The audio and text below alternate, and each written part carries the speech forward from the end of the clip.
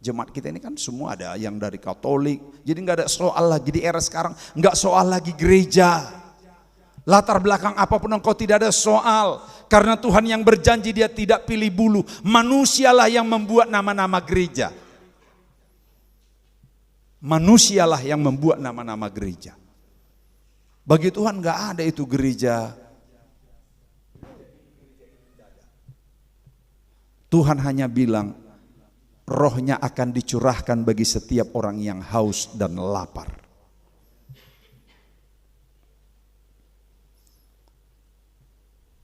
Orang-orang akan menjadi kuat setelah menerima Roh Kudus.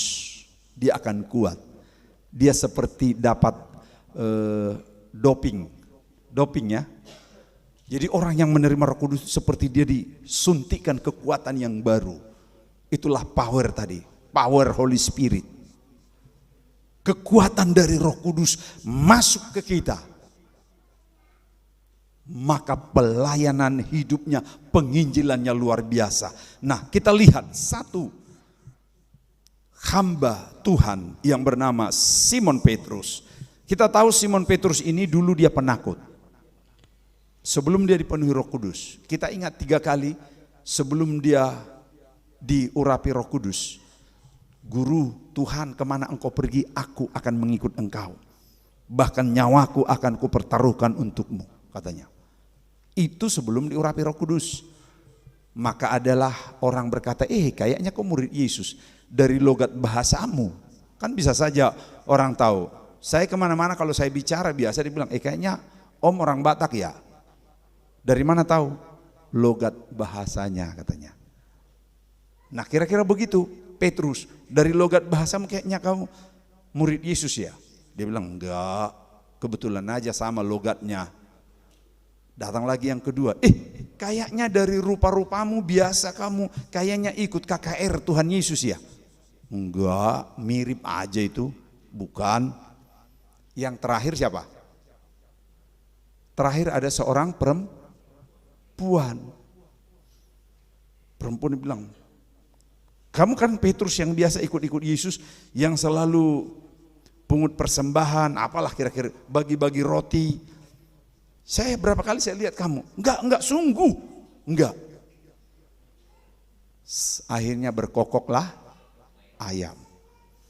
Yesus sudah ingatkan, engkau telah menyangkal aku 3 kali sebelum ayam berkokok. Jadi bukan ayamnya yang berkokok 3 kali, penyangkalannya yang 3 kali baru ayam berkokok. Karena sering saya dengar orang mengkhotbahkan ini salah. Ayam berkokok 3 kali katanya. Bukan, penyangkalannya 3 kali baru ayam kokok.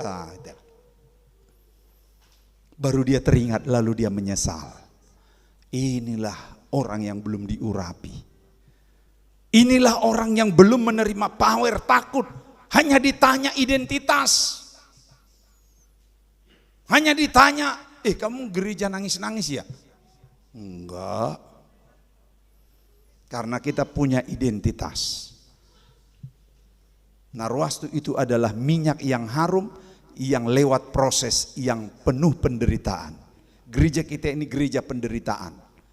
Tapi harus menjadi harum. Nah, Petrus seorang penakut, didakwa perempuan, tapi akhirnya jadi pemberani. Bahkan Petrus sampai setelah dia diurapi oleh Roh Kudus. Setelah dia diurapi Roh Kudus, Petrus jalan. Ini ada bayangan. Di antara orang sakit. Apa yang terjadi? Semua orang yang sakit sembuh. Kenapa? Bukan karena Petrusnya. Tapi karena ada power. Ada Roh Kudus. Kemanapun engkau pergi, bukan engkau lagi, ada power, ada kuasa, ada Holy Spirit yang memberi engkau kekuatan, yang memberi engkau kemampuan. Kalau bukan karena Roh Kudus, tahun 92 sampai 96, masa yang paling sulit, 94 masa yang paling sulit. Saya sudah mau kabur dari Papua ini. Karena saya hanya malaria, makan kangkung tanpa nasi. Tidak ada yang pedulikan. Saya jalan kaki dulu dari Tanah Hitam ke Expo, ke rumahnya Pak Sinaga. Jalan kaki ke BTN Kota Raja. Jalan kaki dulu dari Jayapura Kota Terminal Lama dulu di Kota Jayapura, saya jalan kaki sampai di Angkasa. Karena nggak ada ongkos. Kalau mengingat penderitaan, kalau bukan ada Roh Kudus, saya sudah mau cepat-cepat kabur. Kok berat banget jadi penginjil. Banyak yang gagal. Karena mereka melayani tanpa power, tanpa Roh Kudus. Tetapi Petrus, dia menjadi hamba Tuhan setelah diurapi Roh Kudus, dari penakut jadi pemberani. Bahkan sampai dia tidak ragu-ragu berkata, nah dia orang-orang yang ragu-ragu dulu jalan di atas air, takut, dia lihat ombak takut, dia lihat gelombang takut, dia lihat angin takut. Tapi setelah dia diurapi oleh Roh Kudus, dia bilang begini, kalau kalian salibkan Yesus dengan kepala ke atas. Dia bilang kalau Yesus kalian salibkan dengan kepala ke atas, saya siap kalian salibkan dengan terbalik kepala ke bawah. Dan benar, Petrus itu satu-satunya murid yang disalibkan seperti Yesus, tetapi kepala ke bawah. Betapa sakitnya menurut manusia. Adakah di antara murid Tuhan hari ini yang siap rela mati seperti Petrus?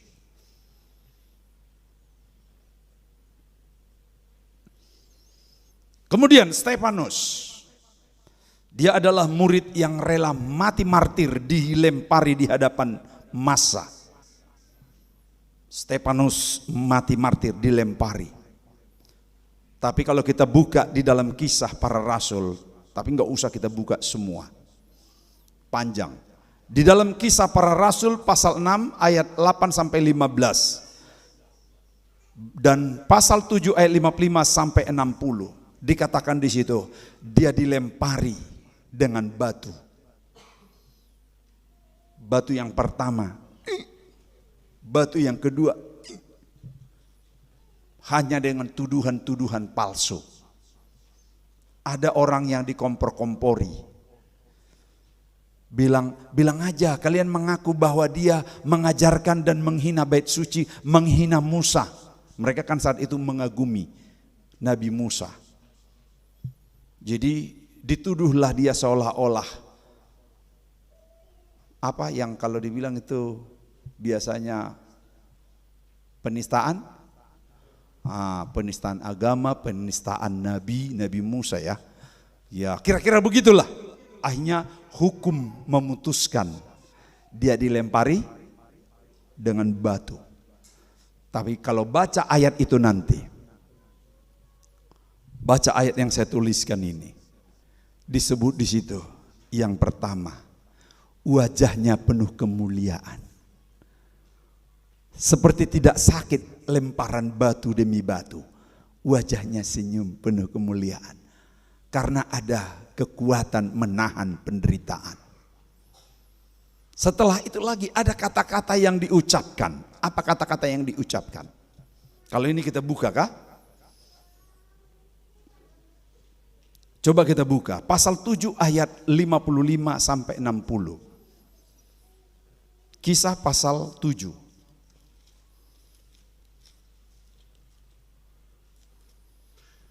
Ayat 55 sampai 60.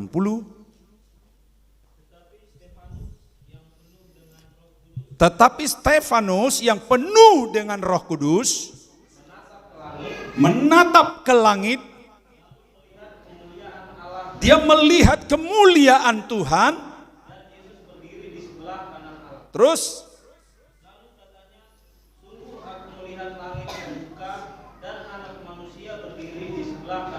terus maka berteriak-teriaklah mereka dan sambil menutup telinga serentak menyerbu dia. Mereka menyeret dia keluar kota, lalu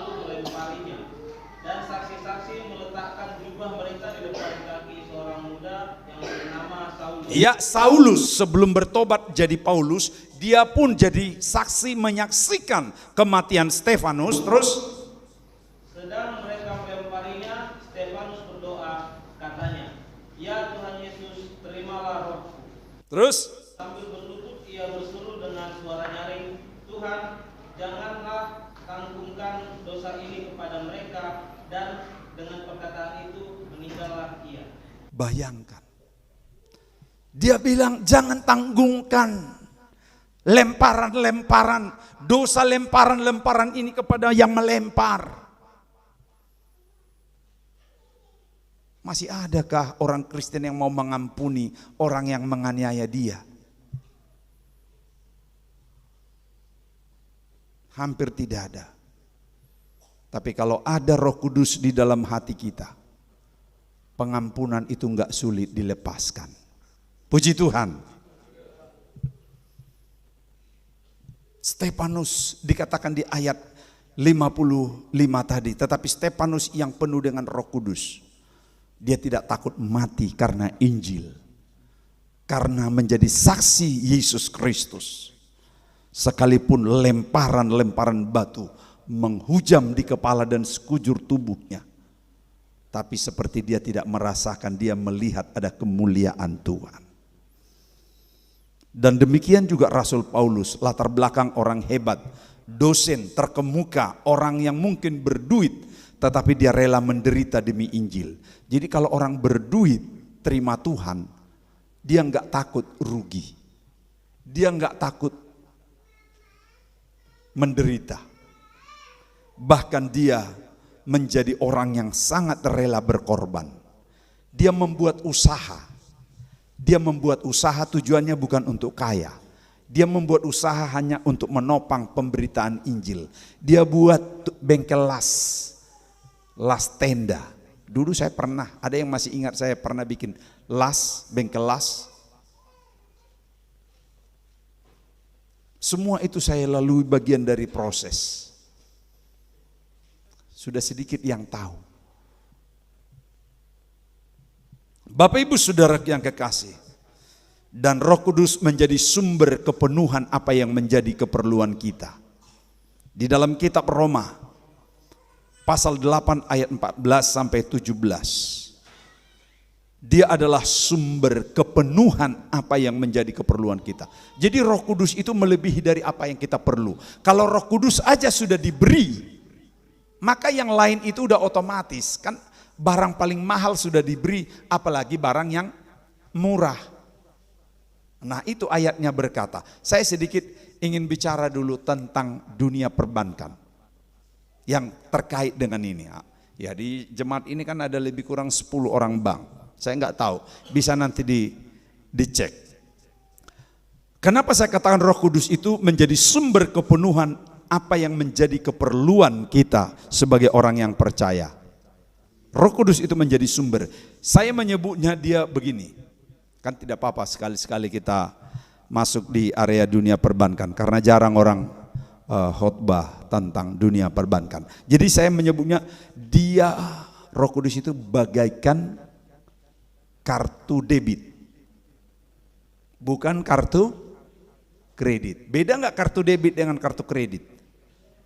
Apa bedanya? Nggak usah orang bank tanya, yang menjawab. Apa bedanya kartu debit dengan kartu kredit?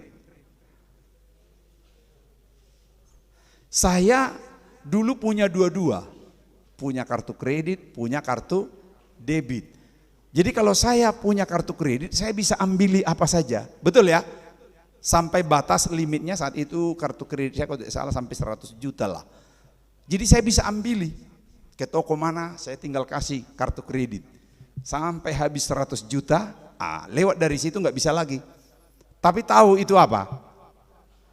Itu hutang.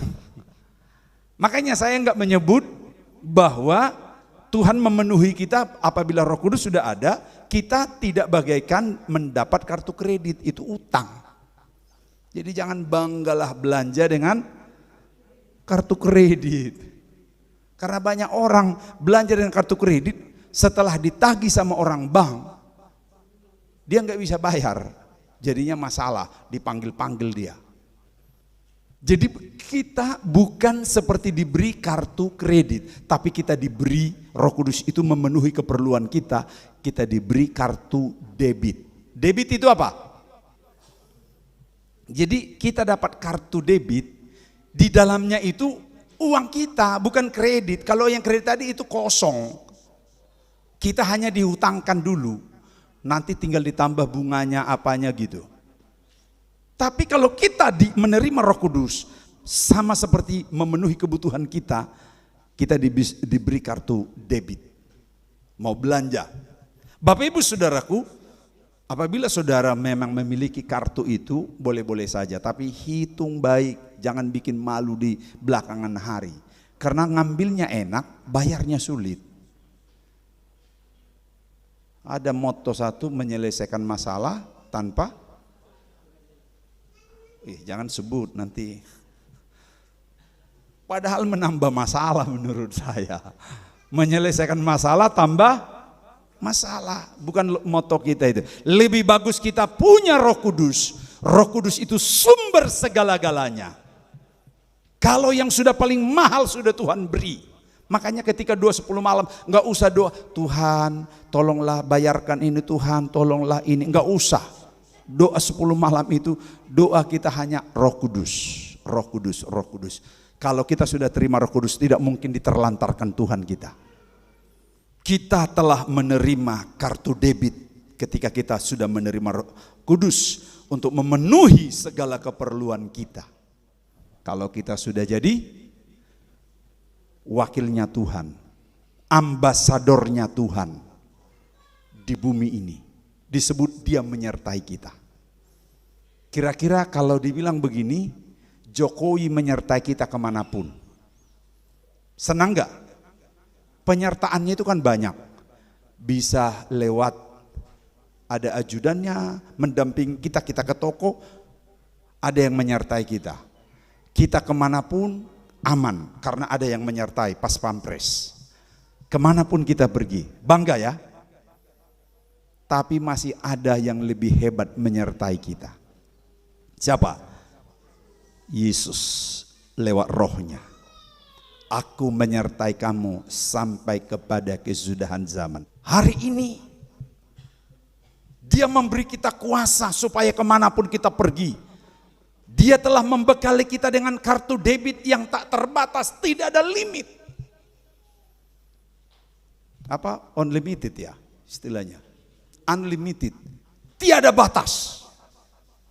Dia menyertai kita. Dia memberi kita kartu debit kemanapun. Jadi jangan takut. Soal ekonomi bukanlah kebutuhan yang paling sulit bagi Tuhan. Karena dia memberi jaminan, Allahku memenuhi segala keperluanmu. Apapun profesi kita, apapun kesibukan pekerjaan kita, yang penting jangan malas. Dia memenuhi segala keperluan kita. Karena Roh Kudus lebih besar dari semua kesulitan persoalan kita. Roh Kudus harus menjadi kebutuhan utama setiap kita. Rindukan Roh Kudus. Tuhan tidak pilih bulu. Sehingga kalau kita hadir hari ini mungkin 150 orang. Kepada 150 orang pun Roh Kudus akan diberi. Yang penting kita rindu, haus, meminta. Orang yang rindu dan haus akan diberi. Mintalah maka kepadamu akan diberi. Carilah maka engkau akan mendapat. Ketuklah maka pintu akan dibuka. Jadi kalau ada nanti diselang-selingi, tidak berbahasa roh, tidak menerima Roh Kudus, berarti koreksi diri kita. Mungkin kita rindunya hanya 30%. Mungkin rindumu hanya 20%. Atau mungkin hanya 40%. Tapi rindukan dia totalitas, lebih dari kerinduan apapun. Orang lain boleh mengecewakan saudara, tapi dia tidak akan pernah mengecewakan orang yang datang kepadanya. Tuhan memberkati kita semua. Amin.